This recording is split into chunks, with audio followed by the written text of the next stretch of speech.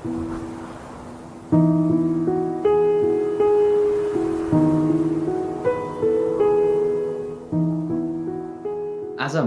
10 वटा उत्कृष्ट मुक्तकहरू वाचन गरेर सुनाउँछु।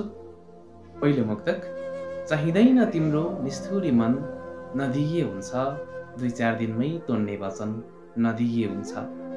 चाहिँदैन तिम्रो निष्ठुरी मन, नदिए हुन्छ 2-4 दिनमै तोड्ने वचन, नदिए हुन्छ। भो अब यति भए पुगिहाल्छ होला मलाई। चाहिँदैन तिम्रो निष्ठुरी मन, नदिए हुन्छ 2-4 दिनमै तोड्ने वचन, नदिए हुन्छ। भो अब यति भए पुगिहाल्छ होला मलाई। भो अब यति भए पुगिहाल्छ होला मलाई। हुँदै नभएको माया त झन् नदिए हुन्छ, हुँदै नभएको माया त झन् नदिए हुन्छ। चाहिँदैन तिम्रो निष्ठुरी मन, नदिए हुन्छ 2-4 दिनमै तोड्ने वचन, नदिए हुन्छ 2-4 दिनमै तोड्ने वचन, नदिए हुन्छ। दोस्रो मुक्तक। राम्रै लाछ मिठो खाछ भनिदिनु होला, नआए नि खबर आछ भनिदिनु होला। राम्रै लाछ मिठो खाछ भनिदिनु होला, नआए नि खबर आछ भनिदिनु होला। छिमेकीलाई कुरा काट्ने बाटो हुन्छ नि त आमा। राम्रै लाछ मिठो खाछ भनिदिनु होला, नआए नि खबर आछ भनिदिनु होला। छिमेकीलाई कुरा काट्ने बाटो हुन्छ नि त आमा। छिमेकीलाई कुरा काट्ने बाटो हुन्छ नि त आमा। जागिर पाछ ठुलो भाछ भनिदिनु होला, जागिर पाछ ठुलो भाछ भनिदिनु होला। नआए नि खबर आछ भनिदिनु होला। राम्रै लाछ मिठो खाछ भनिदिनु होला, राम्रै लाछ मिठो खाछ भनिदिनु होला। तेस्रो मुक्तक। पानी परे पनि रुच्ने म छँदैछु नि आमा, दुःख बुझ्ने पीर बुझ्ने म छँदैछु नि। पानी परे पनि रुच्ने म छँदैछु नि आमा, दुःख बुझ्ने पीर बुझ्ने म छँदैछु नि। दुनियाँले छिछि गर्लान् दूर दूर गर्लान्, नराम्रो नमान्नु। पानी परे पनि रुच्ने म छँदैछु नि आमा, दुःख बुझ्ने पीर बुझ्ने म छँदैछु नि। दुनियाँले छिछि गर्लान् दूर दूर गर्लान्, नराम्रो नमान्नु। दुनियाँले छिछि गर्लान् दूर दूर गर्लान्, नराम्रो नमान्नु। तिमीलाई भगवान सम्झे पुज्ने म छँदैछु नि, तिमीलाई भगवान सम्झे पुज्ने म छँदैछु नि। पानी परे पनि रुच्ने म छँदैछु नि आमा, दुःख बुझ्ने पीर बुझ्ने म छँदैछु नि आमा, दुःख बुझ्ने पीर बुझ्ने म छँदैछु नि। चौथो मुक्तक। भन्नलाई त बिर्सिन्न भन्थ्यो जाने बेला, गाउँ बिर्सिएछ आफू खेल्दै हुर्किएको ठाउँ बिर्सिएछ। भन्न त बिर्सिन्न भन्थ्यो जाने बेला, गाउँ बिर्सिएछ आफू खेल्दै हुर्किएको ठाउँ बिर्सिएछ। पहिले त मरे पनि अलग हुन्न भन्ने छोराले। भन्न त बिर्सिन्न भन्थ्यो जाने बेला, गाउँ बिर्सिएछ आफू खेल्दै हुर्किएको ठाउँ बिर्सिएछ। पहिले त मरे पनि अलग हुन्न भन्ने छोराले, पहिले त मरे पनि अलग हुन्न भन्ने छोराले। आज श्रीमती पाएछ आमा बाउ बिर्सिएछ, आज श्रीमती पाएछ आमा बाउ बिर्सिएछ। भन्न त बिर्सिन्न भन्थ्यो जाने बेला, गाउँ बिर्सिएछ आफू खेल्दै हुर्किएको ठाउँ बिर्सिएछ, आफू खेल्दै हुर्किएको ठाउँ बिर्सिएछ। पाँचौं मुक्तक। रावण भन या त राम फरक पर्दैन, बरु छैन भन केही काम फरक पर्दैन। रावण भन या त राम फरक पर्दैन, बरु छैन भन केही काम फरक पर्दैन। म मेरो ठाउँमा ठिक छु, तिमी तिम्रै ठाउँमा।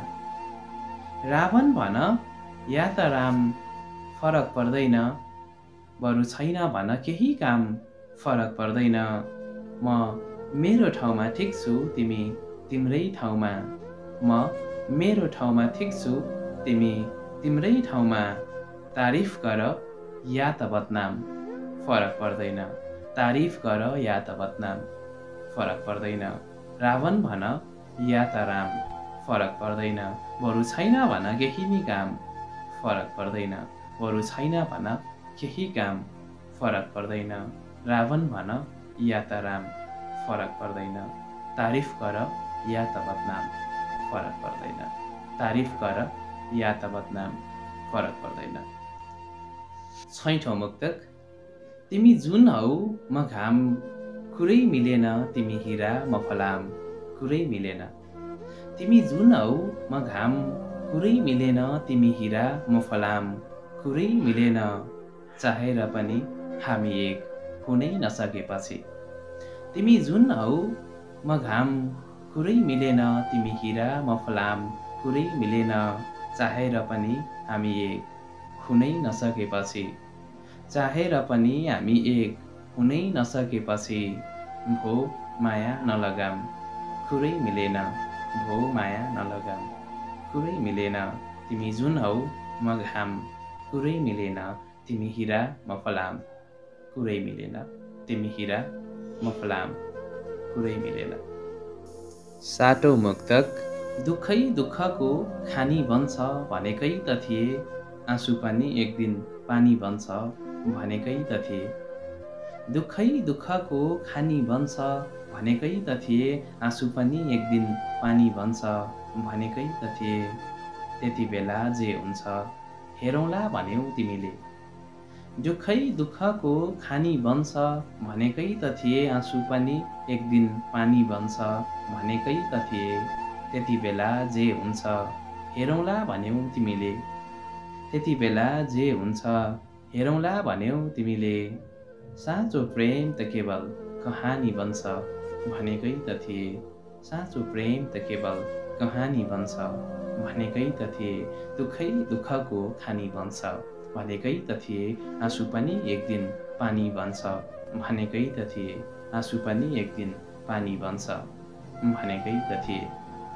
आठौं मुक्तक एकछिन जोड्ने घटाउने के तरिका हो माया दिने कटाउने के तरिका हो एकछिन जोड्ने घटाउने के तरिका हो माया दिने कटाउने के तरिका हो आफै माया गर्छु भन्ने फेरि आफै टाढा हुने एकछिन जोड्ने घटाउने के तरिका हो माया दिने कटाउने के तरिका हो आफै माया गर्छु भन्ने फेरि आफै टाढा हुने आफै माया गर्छु भन्ने फेरि आफै टाढा हुने दिलमा राख्ने हटाउने के तरिका हो दिलमा राख्ने हटाउने के तरिका हो एकछिन जोड्ने घटाउने के तरिका हो माया दिने कटाउने के तरिका हो।